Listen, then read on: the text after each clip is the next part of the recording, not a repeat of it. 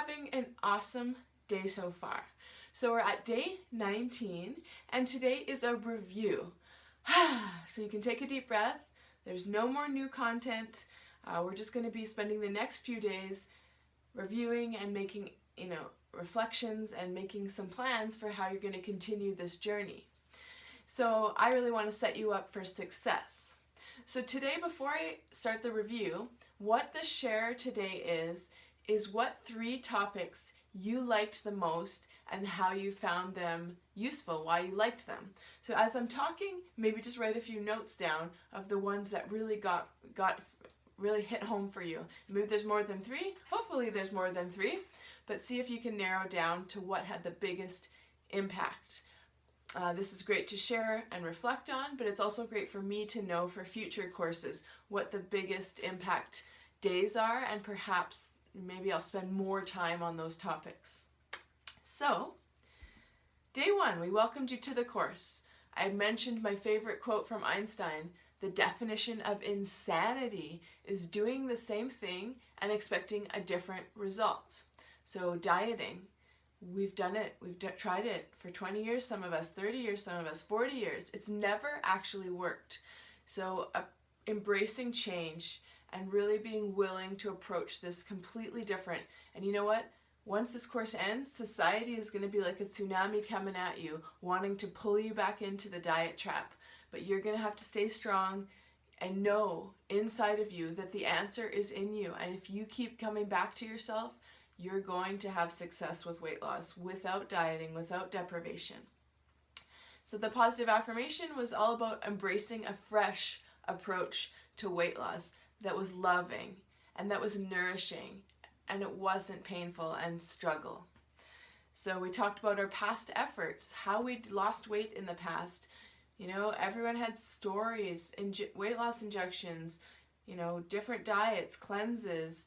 Some people took speed, some people took different drugs to lose weight. And so a lot of quick fix things that never ended up working long term.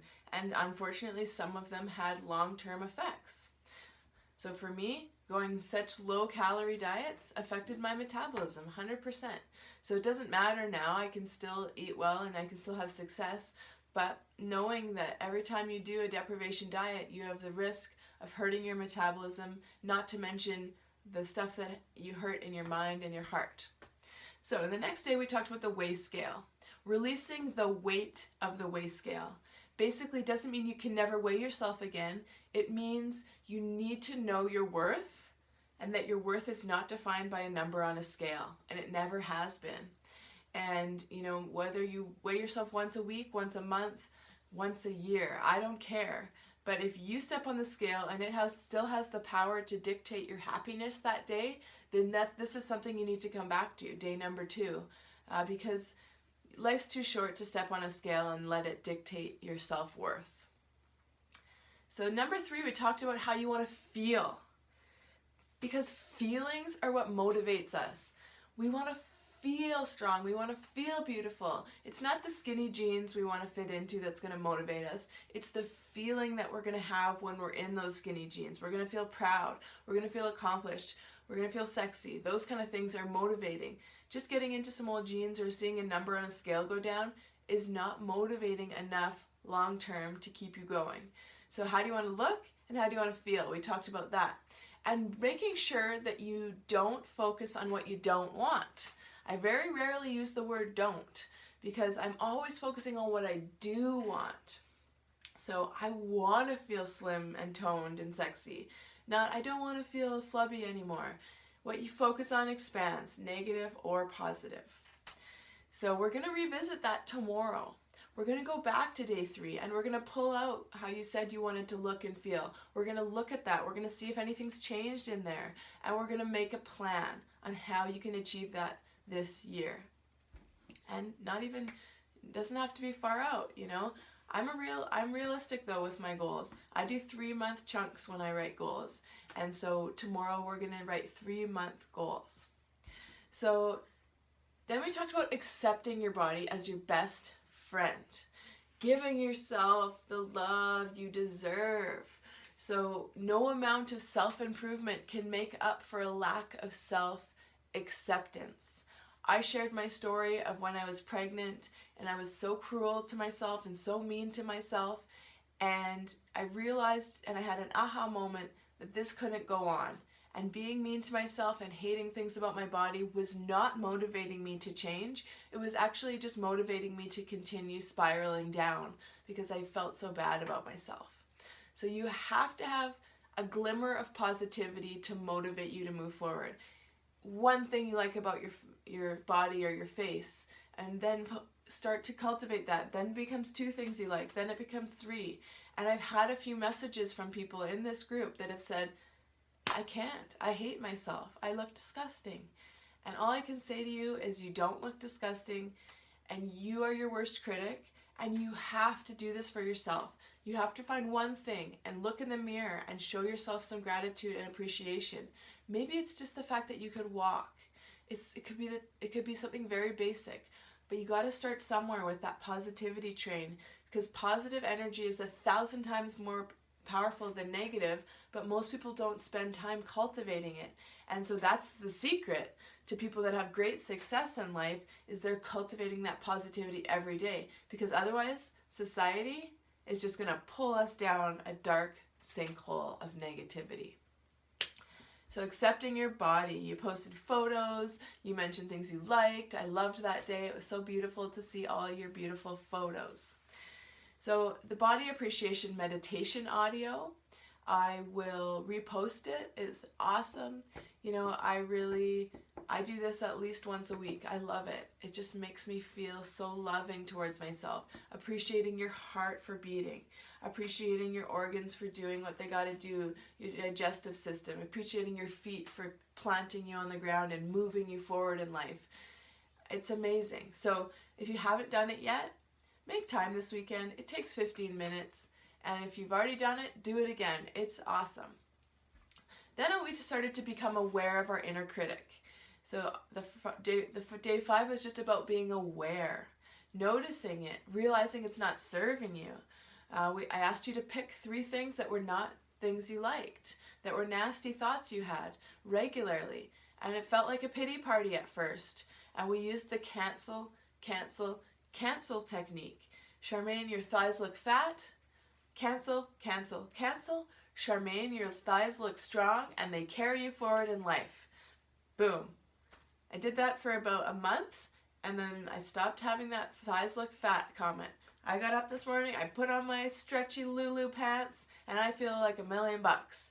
And you know, even a year ago I couldn't have said that. And it wasn't a body change, it was a mindset change.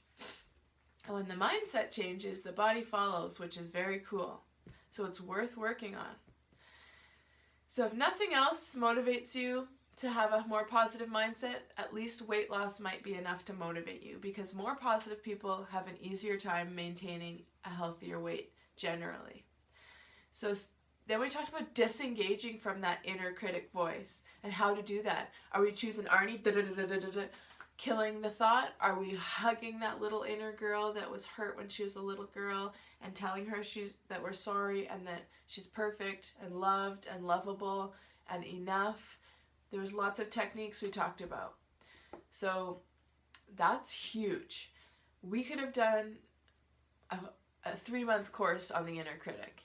And, you know, I think it's so important to shut it down, because if your inner critic is active every day telling you can't do something, you'll never lose weight. You're always going to fail. This never works for you. Don't bother. Eat the cake. It's so hard to have success. So maybe that's a big focus for you going forward in the next 3 months, is shutting it down. And it's still going to come. Mine still comes once in a while, and I can now kind of laugh at it most of the time. So then we talked about what you believe you achieve. So believe you can have success this time. Tell that inner critic to shut up, and that it is going to work. And this is a new approach, and you are listening to your body instead of listening to the diet industry, and that is so powerful. A woman's wisdom is incredible. The amount of innate knowledge you have built into your biology is amazing. You just have to access it, and you slowly access it by being more mindful, by breathing, by asking yourself, do that internal weather check before you eat. How am I feeling? What's going on? Why did I choose this food? Those are opportunities to get to know yourself more. So thoughts become things. So choose the good thoughts. And I am a huge proponent of, manifesting your reality, manifesting what you want in your life. If you are focused on the negative, you will keep getting negative. If you are focused on the positive, you will start to see your life transform. It sounds woo-woo. You might be listening and saying, pfft, but I know there's different levels of people in this course, different beliefs and everything, and all I can say is energy's out there and you get to choose how you manifest your life. And I 100% believe that. If you want to learn more about that, happy to share. But thoughts are powerful. Thoughts have the power to turn into emotions, and emotions have the power to change your entire physiology, to raise your stress hormones or to lower them, or to raise your adrenaline or to lower it. So you can't separate the mind from the body. If you're chronically stressed and you've got all this stuff pumping around, this stress hormones, you're not going to lose weight. And so you've got to control and learn how to have more positive thoughts. Another topic we could talk about for an entire day. But please, believe you deserve this transformation. Believe it's possible. Because if you don't believe it's possible, don't even watch the rest of the video. Because that's where you got to focus now. You just got to figure out how to believe in yourself. And I can help you with that. But none of the mindful eating, none of the emotional stuff is going to work unless you believe it is. Because if you don't believe it is, you're going to quit. You're going to say, this is too hard, I'm done. But if you believe you deserve to change and you believe it's possible, then you'll stick to it. So I hope that makes sense. I'm not telling you I want you to quit the video, but if you need to maybe work more on believing and cultivating self-belief, then that's probably going to be the number one task. And I'm going to be talking on Sunday about a continuation program that I have, and it's a lot more tailored to you. It's a one-on-one. There's some group, but there's also some one-on-one. So we can really laser focus in on what it is that's keeping you from achieving your ideal body and life. And maybe for you it's belief, self-belief. That's a huge piece of the picture for a lot of us. So day 8, how do you eat? We talked about mindful eating. How you eat is a direct relationship to how you view your life. Janine Roth has a great quote. The way we eat is inseparable from our core beliefs about being alive. Your relationship with food is an exact mirror of your feelings about love, fear, anger, meaning, and transformation. So your plate is a really cool way to learn about your life. And for some of you coming to my eating meditation tomorrow, I'm super pumped to show you how this translates and actually be in person and get to experience some of these discoveries in person. Positive affirmation for today. I am willing to slow down and be more aware around food and see what incredible discoveries there are to be made.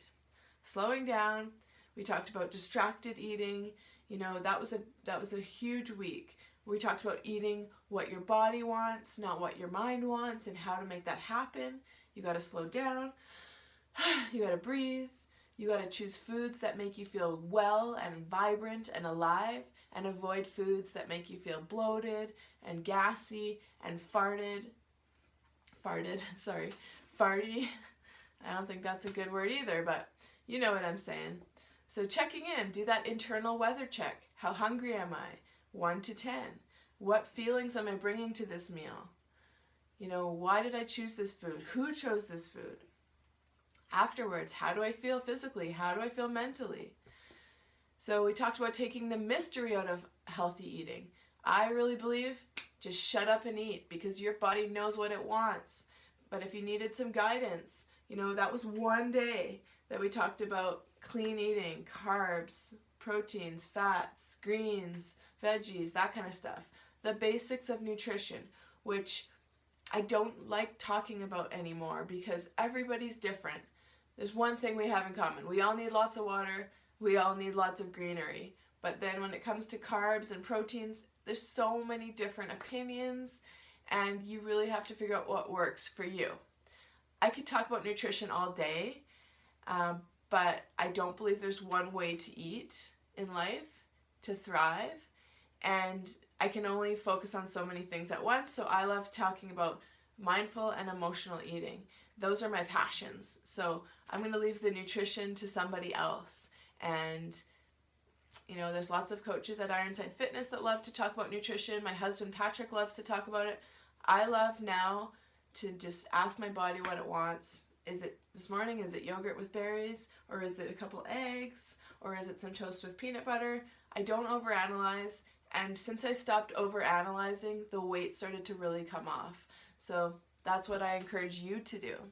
If you're eating mindfully, you're never going to overeat, very rarely, and you're going to be listening to your body for what it wants, which is amazing. I talked about paying attention to the bite in your mouth, letting yourself have it instead of always focusing on the next bite or dessert or whatever. Let yourself have that amazing bite in your mouth. I talked about she who turns to food and what is she looking for. And when she is stressed or angry or tired or lonely, what does she eat? And most of us were putting carb-related things, and there's a reason for that, which I mentioned yesterday. So last week we talked about getting comfortable being uncomfortable in order to change. We talked about ditching perfectionism and striving for progress. We talked about who is making your food choices again. We revisited that again because it's so powerful. And is it your adult self or is it your little inner child self? We talked about lifestyle design. Getting your stress down, improving on your sleep, having a day that's conducive to success so that you can implement all these amazing tools. So that's it. And so I'm going to put the title, the quote, and the affirmation of the day in a list so that you can kind of go, okay, that was that day. And I want you to share what your favorite 3 days were. And I also want you to share how they helped you. And the quote of the day, all great changes are preceded by chaos. So if you're feeling like it's a little chaotic right now, that's a good thing. That means you're on the cusp, you're on the corner of change. And the affirmation, I continue to embrace a new way of approaching my weight loss journey. And I realize change can be uncomfortable, but totally worth it. So that's it for today. Thank you, thank you, thank you. Tomorrow we'll dive into creating an action plan for your best body and life. Have a great day. Thanks for listening.